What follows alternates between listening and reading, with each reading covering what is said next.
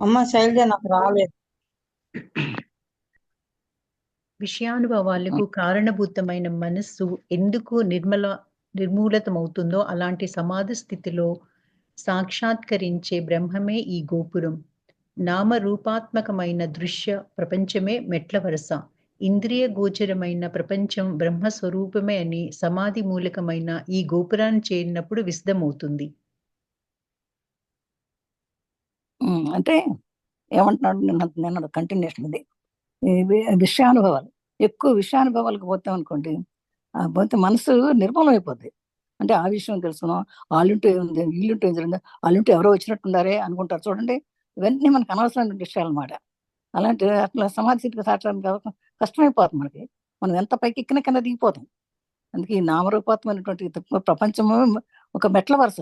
అందుకని మనకి ఇంద్రియకి వచ్చినటువంటి ప్రపంచం బ్రహ్మస్వరూపం. యాక్చువల్లీ మన ఇంద్రియాలకు ఏదైతే తెలుస్తుందో అది తెలుసుకోవాలి, కానీ మనం ఇది అని బాహ్య విషయాలు చూసి వాళ్ళు ఎక్కారు, వీళ్ళు ఎక్కారు, వీళ్ళు దిగారు, వీళ్ళు ఎక్కారు అని చెప్పి చూసుకుంటే మనకి బ్రహ్మ సాక్షాత్కారం అవదశలో కూర్చోలేము, ధ్యానంలో కూర్చోలేము అనమాట.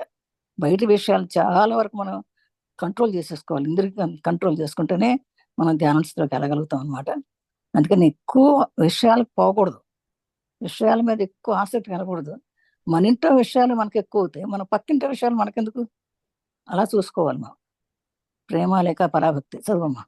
ప్రేమ లేక పరాభక్తి. భగవత్ సాక్షాత్కారం కానిదే ప్రేమ లభించదు. మాంసం లోపల ఎముకలు వాటి లోపల మధ్య ఈ విధంగా ఉన్నాయని, అన్నింటి లోపల ప్రేమ ఉందా అని పారసిక గ్రంథాల్లో పేర్కొనబడింది. సచ్చిదానందమైన భగవంతుడితో శాశ్వతంగా తనను బంధించుకోవడానికే భక్తుడి చేతిలో ఉండే దారమే ప్రేమ. భక్తుడు భగవంతుణ్ణి తన ఆధీనంలో ఉంచుకుంటాడని చెప్పవచ్చు. అతడు పిలిచేటప్పుడల్లా భగవంతుడు అతడి వద్దకు వస్తాడు. బ్రహ్మానంద పారవస్యాన్ని పొందించే భావం అనే స్థితి పచ్చి మామిడికాయ వంటిది. ప్రేమ మామిడి పండు వంటిది. నరక భయాదులచే భగవంతుణ్ణి పూజించటం ప్రారంభ దశలోని వారికి తగుతుంది. పాపభయం కలిగి ఉండటంతోనే ధర్మం పరావిద్య పూర్తి అవుతుందోనని కొందరి అభిప్రాయము. పారమార్థిక జీవితంలో అది కేవలం క్షుద్రమైన ప్రారంభ దశ అనే సంగతి వారు మర్చిపోతున్నారు. అంతకంటే ఉత్తమాశయం ఉంది, ఉత్తమ పారమార్థిక దశ ఉంది. భగవంతుణ్ణి మన తల్లిగానో తండ్రిగానో ప్రేమించాలి. అసలు ప్రేమ పరాభక్తి, అసలు ప్రేమ ఎలా ఉండాలి, అసలు భగవసాక్షాత్ కాకపోతే అసలు అంటే భగవంతుడు ఉన్నాడు అని భగవంతుడి మీద ప్రేమ లేకపోతే అసలు ప్రేమ లభించదు. ఆ భగవత్ సాక్షాత్కారం అనేది మనకు ఉంటేనే ప్రేమ అనేది లభిస్తుంది. ప్రేమ దొరకడం అని మనం ఒట్టిగా రెండు మాటలు, రెండు వర్డ్స్, రెండు అక్షరాలుగా ప్రేమ అని చెప్పుకుంటాం, కానీ ఆ ప్రేమ పూర్తిగా మన లోపల నుంచి రావాలి. ఇది ఒట్టిగా బయట చెప్పుకుంటే వల్ల ఏం లాభం లేదు. ఇప్పుడు మాంసం లోపల ఎముకలు ఉంటాయంటే వాటి లోపల మజ్జ ఏమో ఉంటాయి కదా, ఈ విధంగా ఉన్నాయని అన్నింటి లోపల ప్రేమ ఉందని పారసీక గ్రంథాల్లో అది. అయితే మనలో మన పైకి ఎట్లా అనుకుంటున్నామో ఆ మాంసం లోపల కూడా ఎముకలు ఉన్నాయి, దాంట్లో మజ్జ ఉంది. ఈ విధంగా ఎన్నిటి మీద ప్రేమ ఉంటే మనం దాని జోలికి పోము. దీనికి ఒక జీవిని చంపామే అని సంగతి ఉంటే, ఆ జీవి మీద ప్రేమ ఉంటే దాని జోలికి వెళ్ళాం. అసలు సచ్చిదానంద భగవంతులు శాశ్వతంగా తనను సంబంధించుకోవడానికి భక్తుల చేతిలో ఉండేది దారమే ప్రేమ. అది సచ్చిదానందమైనప్పుడు మనం భగవంతుడున్నాడు భక్తి ఉంది అని అంటే ఎట్లా అంటే భక్తి ఒక మాలలో దారం ఎట్లా ఉంటుందో అలా ఉంటాడు భక్తి. అంటే ఆ దారం లేకపోతే దండ నిలవదు కదా, అసలు దండ ఉండదు. అట్లాగే భగవంతుడు భక్తుడిని తన అధీనంలో ఉంచుకుంటాడని చెప్పొచ్చు. భక్తుడు ఎప్పుడు కూడా భగవంతుడు తన అధీనంలో ఉంచుకుంటాడు. ఎట్టయితే దారం ఆ పువ్వులన్నీ దారాన్ని ఎట్ట పట్టుకుంటాయో, ఆ దారం లేకపోతే పువ్వులకి విడిపోతాయి కదా, దండ అవ్వదు. అట్లాగే భక్తుడు కూడా ఆ భగవంతుడిని అలా పట్టుకోవాలి. అతను పిలిచినప్పుడల్లా భగవంతుడు అతను వస్తాడు. ఏ విధంగా అయితే మన మనసులో అట్లా భగవంతుని పెట్టుకుని ఉంటామో, గట్టిగా పట్టుకుని ఉంటే మనం ఎప్పుడు పిలిస్తే ఎప్పుడు వస్తాడు మన భగవంతుడు. ఈ బ్రహ్మానంద పారవశాన్ని పొందితే భావం ఏంటంటే, అమ్మయ్య భగవంతుడు నాకు ఇచ్చాడు, అమ్మయ్య నాకు ఇప్పుడు ఇది దొరికింది అంటే భగవంతుడే నాకు ఇచ్చాడు, ఎప్పుడు భగవంతుడులే నాకు ఈ పని అయింది అని మనం అనుకున్నాం అనుకో, నీకు ఎప్పుడో వస్తుంటాడు, పరిగెత్తి వచ్చేస్తాడు. ఆ భావం ఖచ్చితంగా ఉండాలన్నమాట. ఎలా ఉండాలంటే దానికి కూడా ఒక ఉదాహరణ చెప్తున్నాడు ఈ పార్వశాన ముందరకి. పచ్చి మామిడికాయ అనే భావం ఉంటే అసలుకి వస్తే ప్రేమ అనేది మామిడి పండు. పచ్చి మామిడికాయలో ఒక భక్తి అంటూ నీకు ఉండాలి. అది ప్రేమ, దాని లోపల నుంచి ప్రేమ అంటే పండిపోయింది మామిడి పండు అంత తీగా ఉన్నట్ల. నరక భయాలతో భగవంతుని పూజించడం రాదు. మొట్టమొదటి ఏంటంటే, అమ్మో భగవంతుడు కోపడతాడేమో అందుకని పూజిస్తాం అనుకుంటారు. భగవంతుడు ఏమైనా అనుకుంటాడేమో, భగవంతుడు నన్ను ఏమో తిడతాడేమో, భగవంతుడు నాకు ఏమి ఇవ్వడేమో అని భయంతో, లేకపోతే నేను చచ్చిపోతానేమో అని భయంతో పూజిస్తారు కొంతమంది. అది ప్రారంభ దశలో అలాగవుతుంది. తర్వాత తర్వాత తర్వాత బాగా భయందులు, అమ్మో ఇవాళ భోంచేయకుండానే, అయ్యో ప్రసాదం తినుకోకుండానే భోంచేస్తున్నానండి అట్లా అనుకుంటారు కొంతమంది. అది ధర్మం కాదు అని కొన్ని ధర్మాలు పాటిస్తారు. పూర్తి అయిపోయింది అనుకో, కొందరు అంతా అయిపోయి బాగా పండిపోయారు అనుకో దాంట్లో, అప్పుడు ఇక చిన్న చిన్న విషయాలు మర్చిపోతారు. ఇక కంప్లీట్ గా భక్తి కలిగింది అనుకోండి, బాగా ఆ భక్తి భావం కలిగింది, భగవంతుడు అక్కడ లేడు నాలోనే ఉన్నాడు భగవంతుడు అని ఎప్పుడైతే తెలిస్తే ఇంక పూజలు అక్కర్లా, మనకేం అక్కర్లా.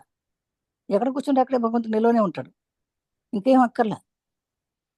ఆ నిర్మల భక్తి అంటే అది. నాకు కనిపించు కృష్ణ, నాలుది రామ, నాలుది అమ్మ, నాకు ఇది చెయ్యి అని అంటే వచ్చేసి ఎక్కడ కూర్చుంటే అక్కడే వచ్చేస్తాడు భగవంతుడు. అది నిర్మలమైన భక్తి. బాహ్య ప్రపంచంలో మరవడం, శరీరాన్ని మరవడం, ఇవి రెండు ప్రేమకు లక్షణాలు.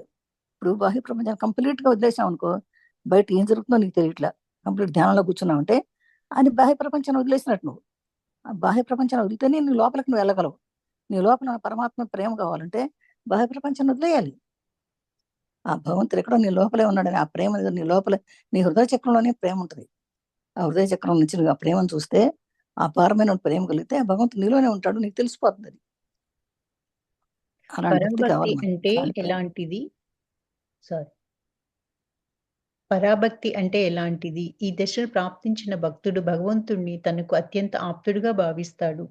ఇది కృష్ణుడి పట్ల గోపికల ప్రేమను పోలుతుంది. అతడిని వారు జగన్నాథుడిగా కాక గోపీనాథుడిగా ఎరిగి ఎప్పుడూ అలాగే సంబోధిస్తారు.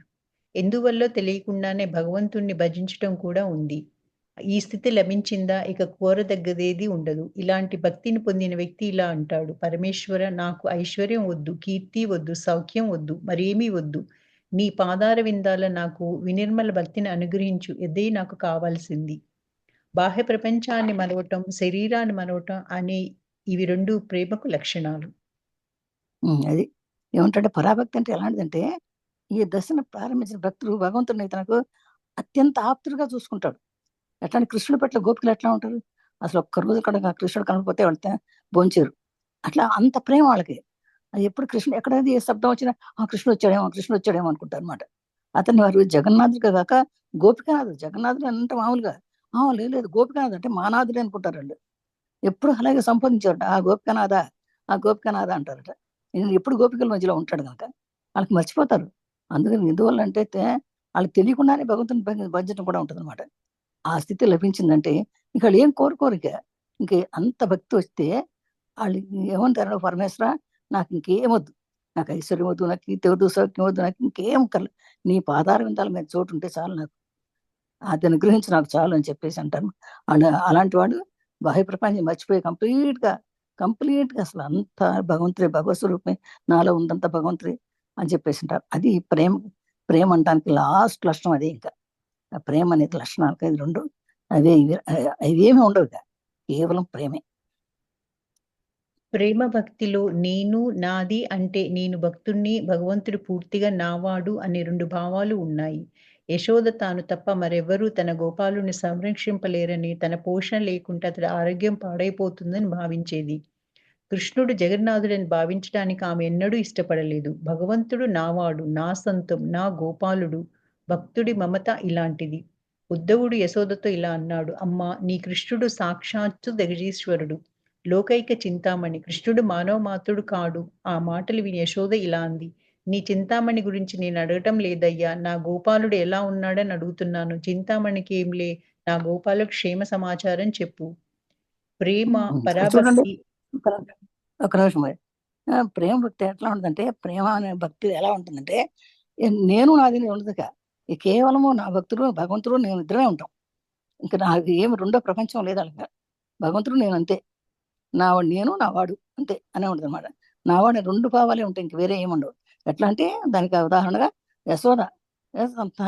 యశోద అనుకుంటుందంటే నేను నా కొడుకు తప్ప ఇంకెవరు లేరు, నేను కృష్ణుడు తప్ప ఇంకెవరు లేరు, ప్రపంచమే లేదనుకుంటుందట ఇప్పుడు కూడా. తన గోపాలను సంరక్షించేటప్పుడు కూడా అనుకుంటుందట, తను ఎప్పుడు గోపాలను పోషణ చేసినప్పుడు కూడా తన ఆరోగ్యం పాడైపోతుంది భావించేదట. కృష్ణుడు జగన్నాథుడు ఎవరని అంటే ఇప్పుడు ఊరుకుంది కదంట, కృష్ణుడు నావాడే అంటుంది అనమాట. ఆమె ఎప్పుడు కూడా ఏం లేదు, భగవంతుడు నాది, భగవంతుడు నావాడు, నా సొంతం, నా గోపాలుడు అని అట్లా ఉంటుంది. ఆ మమత అలాంటిది. ఉద్ధవుడు అనేవాడు ఎప్పుడన్నా యశోత్తలా ఉన్ని, అమ్మ నీ కృష్ణుడు సాక్షాత్ జగదీశ్వరుడు అంటాడు. నీ కొడుకమ్మ సాక్షాత్ జగదీశ్వరుడు, జగానికి ఈశ్వరుడు అని అంటే లోకకి చింతామణమ్మ అని చెప్తాడట. అప్పుడు అంటదట, అప్పుడు నా కృష్ణుడు మాయమాత్రుడు మానవమాత్రుడు కాదమ్మా అని అంటాడు. ఆ మాటలు యశోదంట, "ఏయ్, ఊరుకో, నీ చింతామణి గురించి నేను అడగట్లేదయ్యా, నా గోపాడు ఎలా ఉన్నాడు చెప్పు, చింతామణికి చింతామణికి ఏం లే, నా గోపాలుడు క్షేమ సమానం చెప్పు ముందు అంటే నాకు కావాల్సింది కృష్ణుని గురించే చెప్తున్నాడు ఆయన, అయినా కానీ ఊరుకోదు, నా గోపాల గురించి చెప్పంటది. అట్లా చెప్పమ్మా చదువు. ప్రేమ, పరాభక్తి ఏ కొద్ది మందికో లభిస్తుంది. వారు ఈశ్వరాదేశస్థులు, అలౌకిక మహిమాన్వితులు. ఈశ్వర మహిమకు, ఈశ్వర సంపదకు వారసులైన వారు ప్రత్యేక వర్గంగా ఏర్పడి ఉంటారు. చైతన్య దేవుడు వంటి అవతారమూర్తులు, వారి ఉత్తమ భక్తులైన భగవదంశం సంభూతులు ఈ వర్గంలోని వారు. స్వతసిద్ధంగా బాల్యం నుంచి ఈ అఖండ ప్రేమతో ఒప్పారే మహనీయులు కొందరుంటారు. అవును, ప్రహ్లాదుడు మాదిరి వారు చిన్ననాడే భగవంతుడి కోసం పరితపిస్తున్నారు, విలపిస్తున్నారు. వారే నిత్య సిద్ధులు, ఆజన్మ సిద్ధులు. ఇది ప్రేమ ఎట్లా ఉంటుందంటే, కొద్ది మందిలో లభిస్తుంది ఇలాంటి ప్రేమ. ఇది పరాభక్తి అనేది. అంటే నా వాళ్ళే, నా వాడు నేను కృష్ణుడు తప్ప ఇంకెవరు లేరు అలా అనుకునే వాళ్ళు చాలా తక్కువ మంది ఉంటారు. వారు ఈశ్వరాదేశిస్తారు. అంటే ఆ ఈశ్వరుడి మీదే ఉంటుంది వాళ్ళకి. వేరే బయటి సంగతులు, బయట ప్రేమలు ఎన్ని చూడరు ఇంకా. అలాగే ఈశ్వర మహిమ, ఈశ్వర సంపదగా వారసులైనటువంటి వారు ప్రత్యేకంగా ఏర్పడి ఉంటారట. అంటే చైతన్య దేవుడు వంటి వాళ్ళు అనమాట, అవతారమూర్తులు. వారు ఉత్తమ భక్తులైన భగవద్ సంభూతులై ఉంటారు. ఆ వర్గం వాళ్ళంతా కూడా ఎలాంటి అంటే ఉత్తమ ఆ భగవంతు సంభూతులై ఉంటాయి వాళ్ళకి. వేరేది ఏంటి రెండోది ఏమి ఉండదు.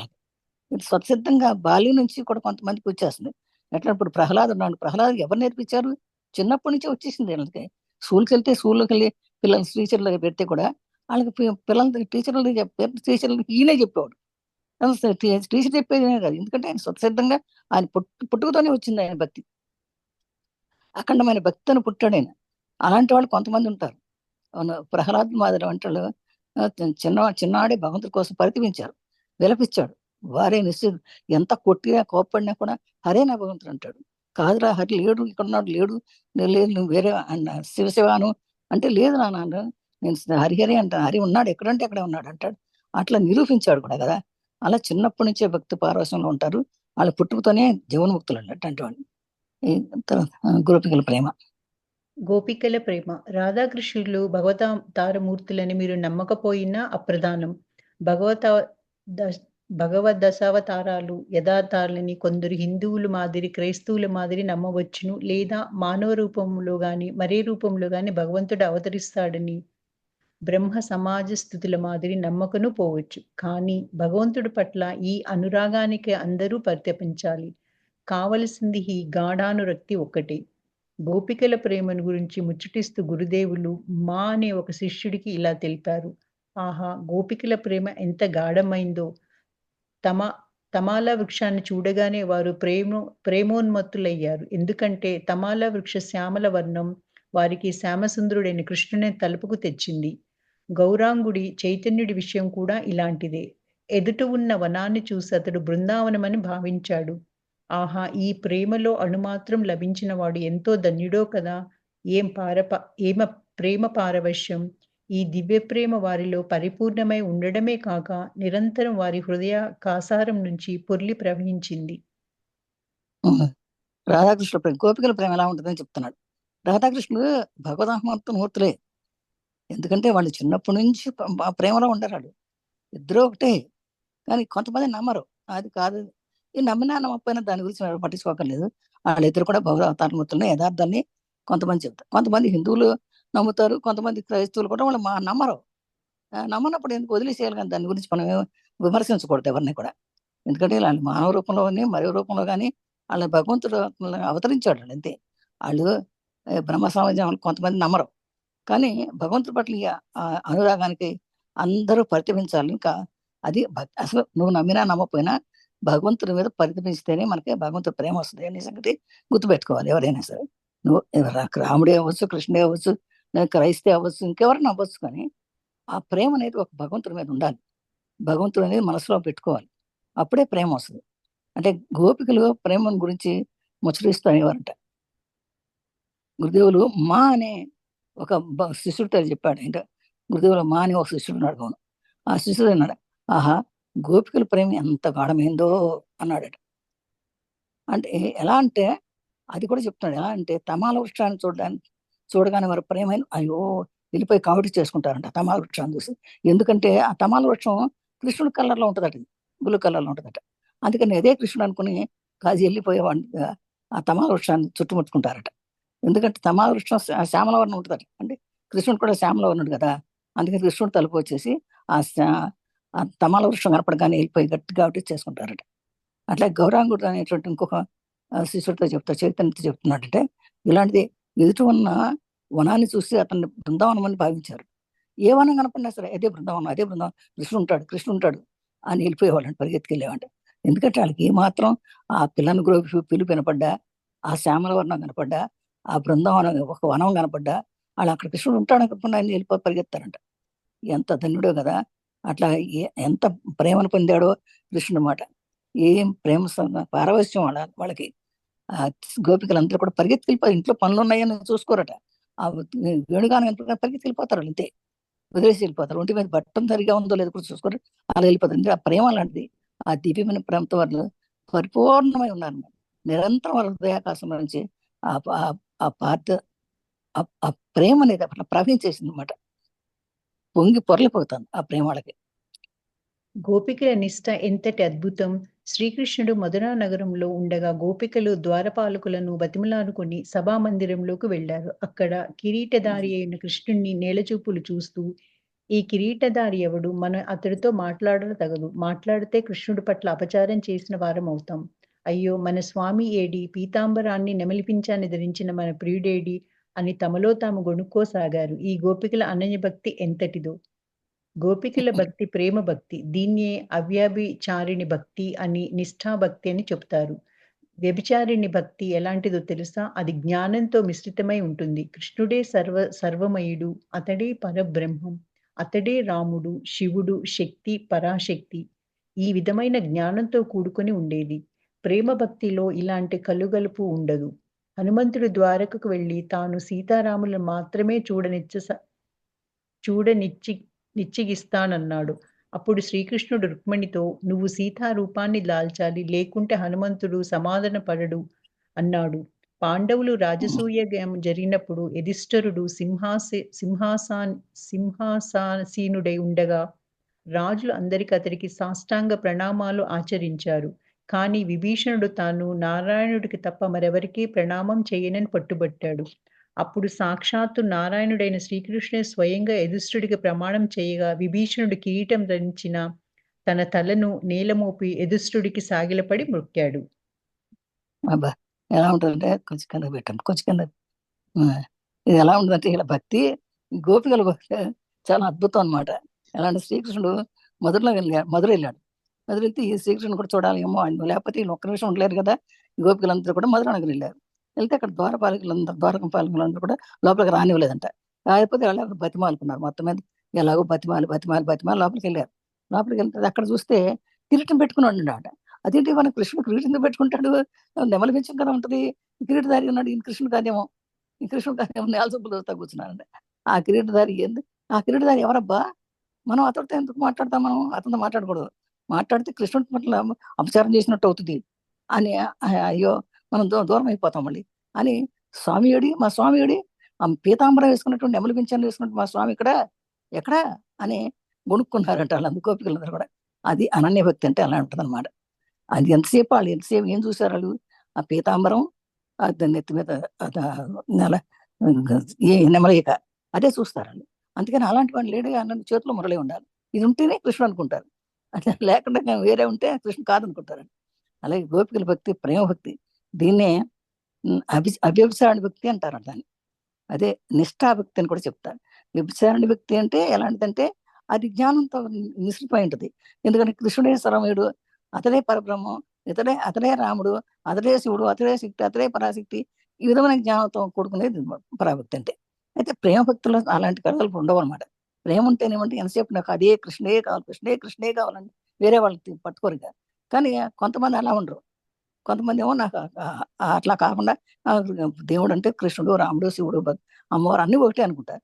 కానీ వీళ్ళు అట్లా కాదు. ఎందుకంటే దానికి హనుమంతుడు కూడా అన్నట, ఆ ద్వారకకి వెళ్ళి దాని సీతారాములు మాత్రమే చూస్తాను, ఇంకెవ్వరిని చూడను అంటాడు. సీతారాములు మాత్రమే చూడడానికి ఇష్టం నాకు, ఇంకెవరిని చూడను అంట. అప్పుడు శ్రీకృష్ణుడు రుక్మిణితో ఉన్నాడట. రుక్మిణితో ఉన్నప్పుడు సీత చెప్పాడంట, రుక్మిణి నువ్వు సీతరూపాన్ని ధరించాలి, ఎందుకంటే హనుమంతుడు వస్తున్నాడు అని, లేకపోతే నన్ను ఒప్పుకోడు, చూడడానికి ఒప్పుకోడు, నేను ఎట్టగానే రాముడిలాగా ఉంటాను, నువ్వు కూడా సీతలాగా ఉండాలి అని ఒప్పించాడు. ఎందుకంటే అట్లయితేనే హనుమంతుడు చూస్తాడని. అలాగే పాండవులు రాజసూయం చేసినప్పుడు యుధిష్ఠిరుడు అంటే ధర్మరాజు సింహాసనాన్ని అక్కడ ఎందుకంటే యుద్ధం అయిపోయింది, జయించాడు, సింహాసనానికి వచ్చాడు. అప్పుడు రాజులందరూ అతనికి సాష్టాంగ నమస్కారం చేశారట. కానీ విభీషణుడు వచ్చాడు. విభీషణుడు అన్నాడట, నేను నారాయణ తప్ప ఎవ్వరికి నేను ప్రణామం చేయను అన్నాడు. ఒక్క నారాయణకి అదే, అంటే ఆయన రూపంలో భగవంతుడు అంటే నారాయణుడు ఒకడే విభీషణుడు. అయితే వచ్చి అందరూ నారాయణ. అప్పుడు ఏం చేశాడంటే కృష్ణుడు వచ్చి, లేదు నువ్వు ధర్మరాజా, నువ్వు నారాయణ రూపం ఎత్తేసేసి నువ్వు అని చెప్తాడు. అప్పుడు నారాయణ శ్రీకృష్ణుడు స్వయంగా ఎత్తేసి ప్రణామం చేశాడు. అప్పుడు ఎప్పుడే కృష్ణుడే వెళ్ళిపోయి చెప్పాడు, ప్రణామం చేశాడు అనమాట. అప్పుడు అది చూసిన తర్వాత, ఓహో అయితే కృష్ణుడే చేశాడు కనుక ఇతను నారాయణుడే అని చెప్పేసి విభీషణుడి అతనికి నమస్కారం చేశాడట. విరహం మహాభావం. విరహ వేదన అంటే భగవంతుడి ఎడబాటు చేత కలిగే బాధ. అబ్బా చెప్ప అలవి కానిది. ఇలాంటి స్థితిలో ఉరూప సనాతనులు ఒక చెట్టు కింద కూర్చొని ఉంటే ఆ చెట్ల ఆకులు వాడిపోయేవట. విరహ స్థితిలో నేను 3 రోజులు దాదాపు శరీర స్మృతి లేకుండా ఉన్నాను. కదలలేక నేనిప్పుడు ఒక చోట పడి ఉన్నాను. కాస్త స్మృతి వచ్చినప్పుడు బ్రాహ్మణి నన్ను తీసుకొని స్నానం చేయించింది. కానీ ఆమె నా శరీరాన్నంతా దళసరి దుస్తులతో కప్పి వాటి మీద చెయ్యి వేసి నన్ను పట్టుకునేది. లేకుంటే నా శరీరాన్ని తాకజాలకపోయేది. శరీరానికి అలదిగిన రేగడి మన్ను కాలిపోయేది. అప్పుడు నా వెన్నెముక గుండా పెద్ద ఈటెను గుచ్చినట్లు తోచేది. ఆ బాధకు తాళలేక చచ్చిపోతున్నాను అంటూ ఒక్కొక్కప్పుడు బొబ్బలు పెట్టేవాణ్ణి. కానీ దాని వెంబడే అఖండ దివ్యానందం లభించేది. మహాభావ అంటే అఖండ బ్రహ్మానుభవం. అది మనో శరీరాలను ఉర్రూతలొగించి వేస్తుంది. మదపటేనుగు చిన్న గుడిసెలో దూరి దాన్ని భీకరంగా ఊపేసి ఒకప్పుడు నేలమట్టం చేసేటట్లు మహాభావం మన శరీరాలను అల్లలాడించి వేస్తుంది. మహాభావానికి ముందు ఎంత దుర్భర వేదన ఉంటుందో తర్వాత అంతటి పరమానందం లభిస్తుంది. ఓకే, అది విరహవేదన. కొంతమంది విరహవేదన ఉంటారు కదా, కావాలన్న దొరకకపోతే విరహవేదన అనుభవిస్తారు వాళ్ళు. విరహవేదన అంటే భగవంతుడి ఎడబాటుచాక భగవంతుడు లేకపోతే రాదు ఎంత విరహవేదన ఉందో. అలాగే విరహవేదన అంటే భగవంతుడు ఎంత కనపడకపోతే, అమ్మో ఎట్లాగా నా భగవంతుడికి అందరలేదు, దర్శనం అవ్వలేదు, అవ్వలేదు అని చెప్పేసి వాళ్ళు ఎంతో బాధపడిపోతారు అనమాట. అంటే ఒక చెట్టు కింద కూర్చుని, అంటే ఆ చెట్టుకు ఆకులు వాడిపోయాట. అంటే ఆ విరహవేదనకి ఈడుపడే విరహవేదనకి చెట్టు కింద కూర్చున్న వాళ్ళు విరహవేదన వస్తే చెట్టు ఆకులన్నీ వాడిపోయాయంట. అంటే ఈ వేడి ఆ చెట్టుకి. విరహస్థితిలో నేను 3 రోజులు దాదాపు శరీరస్థితి లేకుండా ఉన్నాను. నాకు భక్తుడు చెప్తున్నాను అనమాట. విరహవేదన వల్ల నా శరీరం 3 రోజులు శరీర స్మృతి లేకుండా, శరీరం ఉందో లేదో ఒకటి తెలియకుండా, అంటే తిండి లేదు, ఆహారం లేదు, నీళ్ళతో కూడా తాగల, కదలేక నేను ఎప్పుడు ఒక చోట పడి ఉన్నాను. కానీ నాకు కాస్త స్మృతి వచ్చినప్పుడు బ్రాహ్మణి నన్ను తీసుకెళ్ళి స్నానం చేయించింది, భార్య అన్నమాట. చేస్తే ఆమె నా శరీరాన్ని అంతా ఓ పెద్ద దళసరికి బట్టలతో కప్పి పెడితే తన చేయి పట్టుకునేది, లేకుంటే శరీరం అంతా కూడా తాకజేది. ఎందుకంటే అంత వేడి అనమాట. ఆ వేడి తట్టుకోలేకపోయేదట. శరీరానికి అలవాడిన ఎక్కడి మన్ను కాలిపోయేది. అప్పుడు నా వెన్నెముక కూడా పెద్ద ఈటను కూర్చున్నట్టు అయ్యేది. అది ఎప్పుడైతే నాకు చెయ్యి పట్టు తగిలితే ఒక ఈటి కూర్చున్నట్టు అయ్యేదంట. ఆ బాధ తాళలేక చచ్చిపోతున్నా అని బొబ్బలు పెట్టేవాడిని. కానీ దాని వెంబడి ఎప్పుడైతే బొబ్బలు పెడతానానో, ఏడుస్తున్నానో, ఆ టైంలో నాకు ఆ భగవంతుడు కనిపించి అమితానందం వచ్చేది. అఖండ వచ్చేదంట. మహానుభావ, ఆ మహాభావ అంటే అఖండమైన బ్రహ్మానుభవం ఉందన్నమాట. అఖండమైన బ్రహ్మానుభవం అంటే ఆ సాక్షాత్తు ఆ భగవంతుడే కనపడతాడు. అది మనోశరీరాలకు రూపులకు ఇచ్చారు. ఎందుకంటే అప్పుడైతే ఆ భగవత్ సాక్షాత్కారం జరిగితే అప్పుడు మనస్సు ఉండదు, శరీరం ఉండదు. శరీరాన్ని ఆ శరీర భావన అసలు మనకు తెలియదు. అట్లా ఉంటుంది. ఎట్లా అంటే మదపటేనుకుంటా, మదపటేనుకు చిన్న గుడిసెలో దూరితే గుడిసెనంతా చిన్న విధనం చేసేస్తుందో అలాగే మనకి నేలమట్టం చేసేస్తుంది. అట్లాగే మనకు కూడా మన శరీరాన్ని అంతా కూడా అల్లలాడిచ్చేస్తుందంట. మనోభావానికి ముందు ఎంత దుర్భర వేదన ఉంటుందో తర్వాత అంత పరమా. ఎందుకంటే భగవంతుడి గురించి తప్పించగా మనకి ఆ శరీరం అంతా కూడా మాడి మసైపోతుంది అన్నట్టు అనిపిస్తుంది. కానీ ఆ తర్వాత కలిగే ఆనందం చెప్పలేనంత ఆనందం అన్నమాట. అందుకనే ఆ భగవంతుని గురించి ఎంత తప్పించాలో మనం తెలుసుకోమని చెప్తున్నాడు. ఈ ఉదాహరణ అంతా కూడా ఉంది. భక్తి, జ్ఞానం. భక్తి జ్ఞానాలు 2 ఒకటే. పరాభక్తి, పరాజ్ఞానం అంటే పరిశుద్ధ భక్తి, పరిశుద్ధ జ్ఞానము ఒకటే. ఎవరిని వేదాంతాలు బ్రహ్మమంటారో అతడినే యోగులు, ఆత్మ అని, భక్తులు భగవానుడని చెప్తారు. ఒక బ్రాహ్మణుడు అర్చించేటప్పుడు అర్చకుడిని వంటకి వినియోగించబడేటప్పుడు వంట బ్రాహ్మణుడని పిలువబడడం లేదా? నిజమైన జ్ఞానం ఎలాంటిది? జ్ఞాని ఇలా అంటాడు: పరమేశ్వరా! లోకంలో నువ్వు ఒక్కడివే కర్తవు. నేను నీ చేతిలోని అత్యల్పమైన ఉపకరణాన్ని మాత్రమే. నాదేమీ లేదు. అంతా నీదే. నేను, నా కుటుంబం, నా సంపదలు, నా గుణగణాలు సమస్తము నువ్వే. భక్తి భక్తి జ్ఞానాలు 2 ఒకటే. భక్తి అన్న జ్ఞానం అన్న ఒకటి. భక్తి జ్ఞానం 2 ఒకటే. ఎట్లా అంటే పరాభక్తి పరాజ్ఞానం అంటే పరిశుద్ధ భక్తి పరిశుద్ధ జ్ఞానం కూడా ఒకటే. పరాభక్తి అన్న పరిశుద్ధ జ్ఞానం అన్న ఒకటే. ఎవరిని వేదాంతులు బ్రహ్మం అంటారో అతని యోగులు. ఎవరినైతే బ్రహ్మ అంటారో అతను బ్రహ్మయోగులు. అంటే బ్రహ్మయోగులు ఆత్మని భక్తులు భగవానుడని చెప్తారు. ఆత్మ భగవంతుడు అని చెప్తారు. కానీ ఒకే బ్రాహ్మణుడు అర్చించేటప్పుడు అర్చకుడని వంటగా వినియోగించరు, వంట బ్రాహ్మణుడు అని కూడా అంటారు కదా. ఒకవేళ పూజిస్తుంటే పూజ చేస్తుంటేనేమో అర్చకుడు అంటారు, వంట చేస్తేనే వంట బ్రాహ్మణుడు అంటారు. అట్లాగే నిజమైన జ్ఞానం ఎలాంటిదంటే జ్ఞాని ఇలా అలవాటు ఇలా, ఓ పరమేశ్వర, లోకంలో నువ్వు ఎక్కడవే కర్తవు. నేను నీ చేతిలోని ఒక అత్యల్పమైన ఉపకరణాన్ని అంటే ఒక పనిముట్టు ఉపకరణాన్ని మాత్రమే. నాకేమీ లేదు, అంతా నీదే. నేను, నా కుటుంబం, నా సంపదలు, నా గుణగణాలు సమస్తం నువ్వే. అంటే పూర్తి శరణాగతి ఉండాలి. పూర్తి శరణాగతి అంటే అది నిజమైన జ్ఞానం. నేనేమీ లేదు, నేను ఊరికే ఒక పనిముట్టిని, ఒక ఇన్స్ట్రుమెంట్ మాత్రమే నేను. కానీ నేను నా ఇంట్లో వాళ్ళు, నాది ఏమీ నాకు లేదు, అన్నీ నీవే, నీవు ఉంటేనే నేనున్నాను అని భగవంతుని ఎప్పుడు అన్నాడు. అది నిజమైన జ్ఞానం అన్నమాట. భక్తులు అంతవరకు కదా.